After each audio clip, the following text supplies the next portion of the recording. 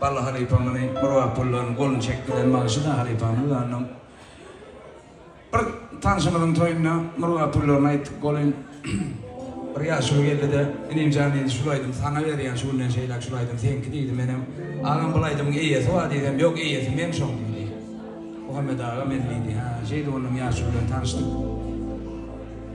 Canınız sağ olun. İşler nasıl olun maestro.